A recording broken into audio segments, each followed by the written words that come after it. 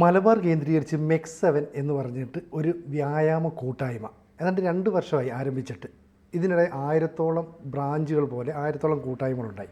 ഇപ്പോൾ CPMൻ്റെ കോഴിക്കോട് ജില്ലാ secretary P. Mohanan, അതുപോലെ തന്നെ സമസ്ത, ഇവരൊക്കെ പറയുകയാണ് ഈ MEX7 എന്ന് പറയുന്ന കൂട്ടായ്മയിൽ പോലും അധികം പങ്കെടുക്കരുത്. കാരണം ഇത് പോപ്പുലർ ഫ്രണ്ടിൻ്റെ ആൾക്കാരും ജമാഅത്തെ ഇസ്ലാമിയുടെ ആൾക്കാരും കൂടെ നടത്തുന്ന ഒരു ഗൂഢ നീക്കമാണ്. അപ്പോൾ ചെറുപ്പക്കാരായ യുവാക്കളായ ആളുകളെ വ്യായാമത്തിൻ്റെ പേരിൽ കൂട്ടായ്മയിൽ ഒന്നിപ്പിക്കുന്നു. ഇതാണ് പറയുന്നത്. 1980കളിൽ നാദാപുരം ഡിഫൻസ് ഫോഴ്സ് എന്ന പേരിൽ ഒരു കൂട്ടായ്മ ഉണ്ടായതും പിന്നീട് കേരളത്തിനത് ദോഷകരമായി വന്നതുമൊക്കെ ഇങ്ങനെയാണെന്ന് പറഞ്ഞു. അപ്പോൾ CPMും സമസ്തയും ഉൾപ്പെടെയുള്ളവർ കൃത്യമായി ഇത് പോപ്പുലർ ഫ്രണ്ടാണെന്ന് പറയുന്നു. നമ്മൾ എങ്ങനെ ഇതിനൊന്ന് വിലയിരുത്തുക? അവർ പറയുമ്പോൾ അത് ശരിയായിരിക്കും. നമ്മളെക്കാൾ കൂടുതൽ അവർക്കാണല്ലോ ഇതറിയാവുന്നത്. ഈ ഒരു സംഘടനയെ നിരോധിച്ചു കഴിഞ്ഞാൽ അവർ പല പേരിൽ റീഗ്രൂപ്പ് ചെയ്യാനുള്ള സാധ്യതയുണ്ട്. അത് തള്ളിക്കളയാൻ പറ്റില്ല. ഇപ്പോൾ പോപ്പുലർ ഫ്രണ്ട് നിരോധനം ആവശ്യപ്പെട്ടുകൊണ്ടിരുന്ന കാലത്ത് തന്നെ ഞാനിത് പറഞ്ഞിരുന്നു. പോപ്പുലർ ഫ്രണ്ട് നിരോധിച്ചു കഴിഞ്ഞാൽ അൺപോപ്പുലർ ഫ്രണ്ട് എന്നുള്ള പേരിൽ അവർ വേറൊരു സംഘടന ഉണ്ടാക്കും. നിങ്ങൾക്കൊരു സംഘടന ഉണ്ടാക്കാൻ നാട്ടിൽ സംഘടനാ സ്വാതന്ത്ര്യം ഉണ്ട് എല്ലാവർക്കും. അപ്പോൾ അത് വ്യായാമ കൂട്ടായ്മയാവാം, സംഗീത കൂട്ടായ്മയാവാം, പല രീതിയിലുള്ള നിശ്ചയം. നമുക്കത് ഒന്നും തടയാൻ പറ്റില്ല.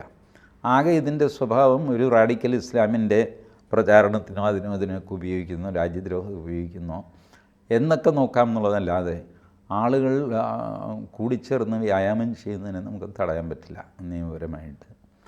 അപ്പോൾ MEX7 ഇങ്ങനൊരു കലാപരിപാടിയാണ് എന്ന് സുന്നി വിഭാഗവും CPMും പറഞ്ഞ സ്ഥിതിക്ക് അത് ഗൗരവത്തിലെടുത്തേ പറ്റുള്ളൂ. കാരണം അവർ മലബാർ ഭാഗത്തെ അവർക്ക് പൾസ് അറിയാമല്ലോ എന്താ നടക്കുന്നതെന്നുള്ളത്. അപ്പോൾ അങ്ങനെയാണെങ്കിൽ അവർ ഒഫീഷ്യലി സർക്കാരിനെ അറിയിച്ചിട്ട് ഇതിനെ ഈ സംഘടനയെ നിരീക്ഷണത്തിൽ വെച്ച് വേണ്ട നടപടികൾ എടുക്കുക എന്നുള്ളത് മാത്രമേ അതിന് ഫലപ്രദമായ ഒരു പരിഹാരമുള്ളൂ. ഇത് സ്വാഭാവികമാണ്. പിരിച്ചുവിട്ട സംഘടന വേറെ സംഘടന ഉണ്ടാക്കും, വേറെ പേരിലുണ്ടാക്കും, പല രൂപത്തിലും ഭാവത്തിലും അവർ തിരിച്ചു വരാൻ നോക്കും. അപ്പോൾ അതിൻ്റെ ഭാഗമായിരിക്കും ഈ ഇപ്പോൾ സംഭവിച്ചിരിക്കുന്നത്. മുൻ സൈനികോദ്യോഗസ്ഥനായ സ്വലാഹുദ്ദീൻ 20 വർഷത്തോളം ഇന്ത്യൻ ആർമിയിൽ സേവനം അനുഷ്ഠിച്ച ആളാണ്. ഇദ്ദേഹമാണ് ഇങ്ങനെ ഒരു കൂട്ടായ്മയ്ക്ക് തുടക്കം കുറിച്ചെന്ന് പറഞ്ഞു. അപ്പോൾ വാട്സാപ്പ് കൂട്ടായ്മയിലൂടെയാണ് ആളുകളെ സംഘടിപ്പിക്കുന്നത്. അപ്പോൾ ഒരു ദിവസം 2 പേര് വരുന്നു, പിന്നീട് 2 പേര് വരുന്നു. അപ്പോൾ തികച്ചും സൗജന്യമാണ്. ഇതിനകത്ത് യോഗ ഉൾപ്പെടുത്തുന്നുണ്ട്, ധ്യാനം ഉൾപ്പെടുത്തുന്നുണ്ട്. പക്ഷേ കൂടുതലായിട്ടും മുസ്ലിം സംസാരിക്കുന്ന അല്ലെങ്കിൽ മുസ്ലിം മതവിഭാഗവുമായി ബന്ധപ്പെട്ട ചില പദപ്രയോഗങ്ങൾ നടത്തുന്നു. അതാണ് സമസ്തയിലേക്കും CPMിലേക്കും ഈ സംശയം എത്തിച്ചത്. അപ്പോൾ ബാലുശ്ശേരി, പേരാമ്പ്ര ഉൾപ്പെടെയുള്ള സ്ഥലങ്ങളിലെക്കുറിച്ച് CPM അന്വേഷിച്ചപ്പോൾ ഇവർ കറക്റ്റാണ്, ഈ വാട്സാപ്പിൻ്റെ നേതൃത്വം നൽകുന്നത് ജമാഅത്ത് ഇസ്ലാമിക്കാരാണ് അല്ലെങ്കിൽ പോപ്പുലർ ഫ്രണ്ടുകാരാണ്. അപ്പോൾ ഇതിനകത്ത് കൃത്യമായ നിരീക്ഷണം വേണം. മുസ്ലിം വിഭാഗത്തിൽപ്പെട്ട യുവാക്കൾ അതിൽ ചെന്ന് ചാടരുത് എന്നൊരു വാണിംഗാണ് കൊടുക്കുന്നത്. ഈ വാട്സാപ്പ് കൂട്ടായ്മ എന്ന് പറയുന്ന സാധനം അവസാനിപ്പിക്കേണ്ട കാലം കഴിഞ്ഞു. വാട്സാപ്പ് ഒരു മോസ്റ്റ് ഡേഞ്ചറസ് ആയിട്ടുള്ളൊരു സംഗതിയാണ്. ഇന്ത്യയിലിപ്പോൾ 80 കോടി വാട്സാപ്പ് സബ്സ്ക്രൈബേഴ്സാണുള്ളത്. സുനിജി ആലോചിച്ച് നോക്കുക, 5 പൈസ മുടക്കില്ലാതെ നമുക്ക് തമ്മിൽ കമ്മ്യൂണിക്കേറ്റ് ചെയ്യാവുന്ന ഒരു പ്ലാറ്റ്ഫോം, നമുക്കൊരു 10-250 പേരെ കൂടെ ചേർക്കാവുന്ന ഒരു പ്ലാറ്റ്ഫോം, അവർക്കെല്ലാം കോമൺ ആയിട്ട് വായിക്കാവുന്ന മെസ്സേജസ് ഒരു പ്ലാറ്റ്ഫോം. അപ്പോൾ വെറുതെ വീട്ടിലിരിക്കുന്ന ആളിനെ പോലും ഒരു സംഘടനയുടെ മെമ്പറാക്കി മാറ്റാൻ സഹായിക്കുന്ന ഒരു പ്ലാറ്റ്ഫോം. 5 പൈസ ഈ പ്ലാറ്റ്ഫോം നമ്മുടെ നിന്ന് വാങ്ങുന്നില്ല. വാട്സാപ്പിൽ അഡ്വർടൈസ്മെൻറ്റും ഇല്ല. അപ്പോൾ എന്ത് മോക്ഷത്തിനാണ് ഈ വാട്സാപ്പ് എന്ന പ്ലാറ്റ്ഫോം സായിപ്പിങ്ങനെ ഉണ്ടാക്കി വെച്ചിരിക്കുന്നത്? ഒന്നും കാണാതെ വെറുതെ ഒരു സർവീസ് ഞാൻ സിനിജിക്ക് തരുമോ? തരില്ല. 10 പൈസ എനിക്ക് വേണ്ട. സിനിജി യു എൻജോയ് ചെയ്യുന്നു. കൂടുതൽ സൗകര്യങ്ങൾ ഞാൻ സിനിജിക്ക് തരുന്നു. വന്ന് പൈസ ട്രാൻസ്ഫർ ചെയ്യാനുള്ള സൗകര്യം വരെ വാട്സാപ്പിൽ തന്നെ AI. ഇതെല്ലാം ഫ്രീ ആണ്, അബ്സല്യൂട്ട്ലി ഫ്രീ. ഇതൊരു സംശയിക്കേണ്ട കാര്യമില്ലേ? ഒരാൾ എന്തിന് നമ്മളെ ഈ മെറ്റ എന്ന് പറയുന്ന കമ്പനി എന്തിന് നമുക്ക് വേണ്ടി ഫ്രീ ആയിട്ട് വാട്സാപ്പ് തരുന്നു, ഫ്രീ ആയിട്ട് ഫേസ്ബുക്ക് തരുന്നു, ഫേസ്ബുക്കിൽ കൂട്ടായ്മ ഉണ്ടാക്കാനുള്ള സൗകര്യം തരുന്നു? ഈ കൂട്ടായ്മകൾ ഉപയോഗിച്ചിട്ട് ഒരു വിപ്ലവം സംഘടിപ്പിക്കാൻ വലിയ നേരമൊന്നും വേണ്ട. അതാണ് ബംഗ്ലാദേശിൽ, ശ്രീലങ്കയിലൊക്കെ കണ്ടത്. ഇന്ത്യയിൽ ഇതുവരെ അത് നടന്നിട്ടില്ല, പക്ഷെ നടത്താനുള്ള ശ്രമങ്ങളും ഉണ്ടാകും. ആ അവസരങ്ങളൊക്കെ ഇതുപോലത്തെ സംഘടനകൾ ഉപയോഗിക്കും.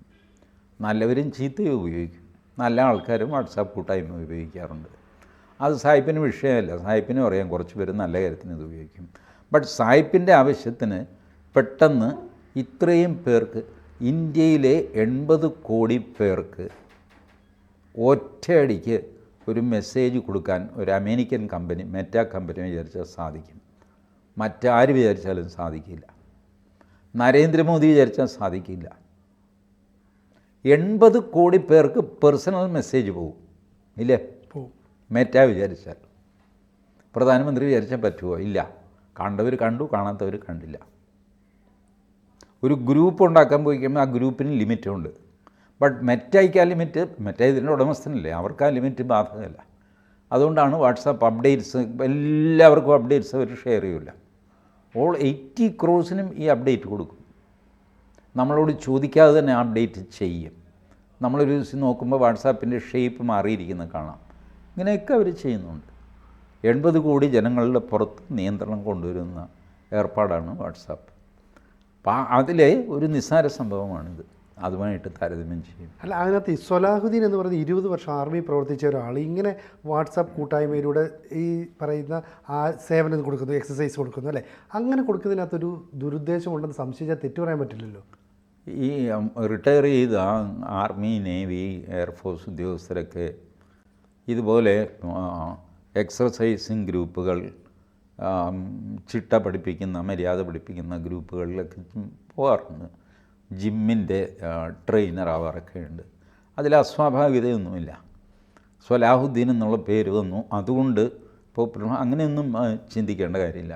അപ്പോൾ അദ്ദേഹത്തെ ഇവർ സമീപിക്കുന്നു, സാർ ഞങ്ങളെ ഒന്ന് വ്യായാമമുറയും സംഗതിയൊക്കെ പഠിപ്പിക്കുന്നു. സാർ എങ്ങനെയാണ് ഇപ്പോഴും ഈ സ്റ്റീൽ ഹെൽത്തുമായിട്ട് ഇങ്ങനെ ഇരിക്കുന്നത്? അത് ഞാൻ ചെയ്യാമല്ലോ, അതിന് കുഴപ്പമില്ല. അപ്പോൾ ഞങ്ങളൊരു വാട്സാപ്പ് കൂട്ടായ്മ ഉണ്ടാക്കാം, സാറിനെ അതിൽ ആഡ് ചെയ്യാം, സാറ് ഞങ്ങൾക്കൊരു നിർദ്ദേശമൊക്കെ തന്നാൽ മതി, 1-2 വീഡിയോ സാറ് തന്നെ ചെയ്ത് വാട്സാപ്പിൽ ഇട്ടാൽ മതി, 1.5 മിനിറ്റ് മതി സാറിന്. അപ്പോൾ അദ്ദേഹം വിചാരിക്കും ശരി, ചെയ്ത് കൊടുത്തേക്കാം. ഇതിനിടയ്ക്ക് എന്തെങ്കിലും അവരുടെ സംഘടനാ കാര്യങ്ങളോ അതോ ഇതോ അത് ഈ മനുഷ്യൻ വായിച്ച് നോക്കണമെന്ന് പോലുമില്ല. ഈ എക്സ് മിലിറ്ററി ആയിരിക്കുന്ന ആ മനുഷ്യൻ ഇത് ഇവരുടെ ആക്ടിവിറ്റി മുഴുവൻ വായിക്കുന്നൊന്നും ഉണ്ടാവില്ല. വേറെ ഇവരെവിടെ പോകുന്നു അങ്ങനെ നോക്കില്ല. അങ്ങനെ ഈ വ്യായാമം ചെയ്തു, അത് ഡെമോൺസ്ട്രേറ്റ് ചെയ്തു, പുള്ളിയുടെ ജോലി കഴിഞ്ഞു. ഇങ്ങനെയും സംഭവിച്ചുകൂടെ? അതെ. അപ്പം അതുകൊണ്ട് അദ്ദേഹം അതിൻ്റെ തലപ്പത്തുണ്ട് എന്നുള്ളത് കൊണ്ട് അതെന്തോ കുഴപ്പം പിടിച്ച സാധനമാണ് എന്ന് വിചാരിക്കേണ്ട. പലതിൻ്റെയും തലപ്പത്ത് പലരും ഉണ്ട്, അവർ നിഷ്കളങ്കരായിരിക്കും. അവരെ അപ്രോച്ച് ചെയ്തു, അവർ അത് ചെയ്തു. ബാക്കി ഇവരെന്തൊക്കെ തെമാടിത്തരം കാണിക്കുന്നുണ്ടെന്ന് അങ്ങനെ എന്ത് പറയും? അങ്ങർക്ക് അതിൻ്റെ ഉത്തരവാദിത്വമില്ല. അപ്പം ഇത് ഈ പറഞ്ഞത് ശരിയാണ്. നാദാപുരം ഡിഫൻസ് ഫോഴ്സ് NDF എന്ന് പറഞ്ഞുണ്ടായിരുന്നു. അതിനുശേഷം അത് നാഷണൽ ഡിഫൻസ് ഫോഴ്സ് എന്ന് പറഞ്ഞ് മാറ്റി.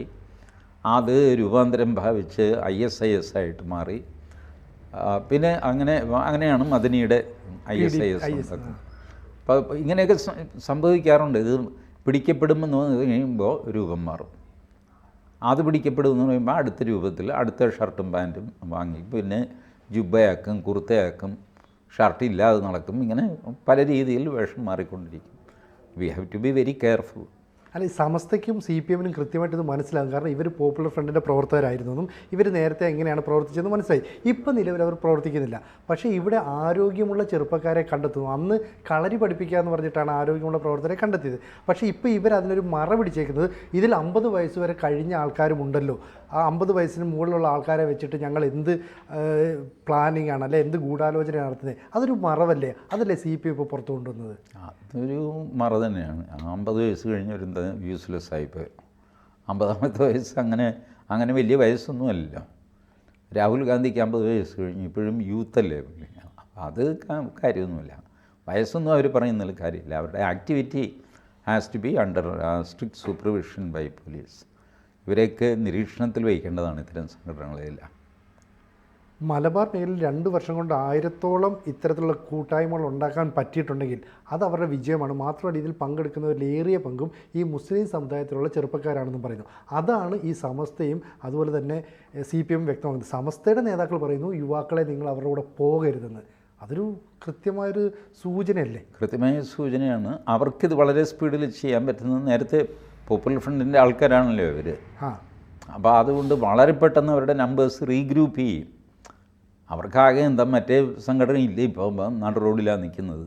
അപ്പോഴാണ് വേറൊരു വാതിൽ തുറക്കുന്നത്. 100 രൂപ എന്ന് പറഞ്ഞ് എല്ലാവരും കൂടെ പോയിട്ട് 5 മിനിറ്റ് കൊണ്ട് അവരുടെ ഗ്രൂപ്പ് നിറയും. അപ്പോൾ അതിൽ അത്ഭുതമൊന്നുമില്ല. ഇത് വളരെ സ്ട്രിക്റ്റായ പോലീസ് നിരീക്ഷണം ഇതിൽ ആവശ്യമാണ്. അത് മാത്രമേ ഉള്ളൂ ഇതിന് പരിഹാരം. അപ്പോൾ പോലീസ് രഹസ്യമായിട്ട് ഇത് അന്വേഷിക്കുന്നുണ്ട്. എൻ്റെ ഒറ്റ സംശയമുള്ളൂ, പോപ്പുലർ ഫ്രണ്ടിൻ്റെ നിരോധനം നീങ്ങി ഇവർ രംഗത്ത് വരികയാണോ? ആയിരിക്കണം, തീർച്ചയായിട്ടും ആയിരിക്കണം. നമ്മൾ ഗൗരവത്തോടെ കാണണം അല്ലേ? തീർച്ചയായിട്ടും. കൂടുതൽ വാർത്തകളും വിശേഷങ്ങളും നിങ്ങളിലേക്ക് എത്താൻ ABC മലയാളം സബ്സ്ക്രൈബ് ചെയ്യുക, ബെൽ ബട്ടണും അമർത്തുക.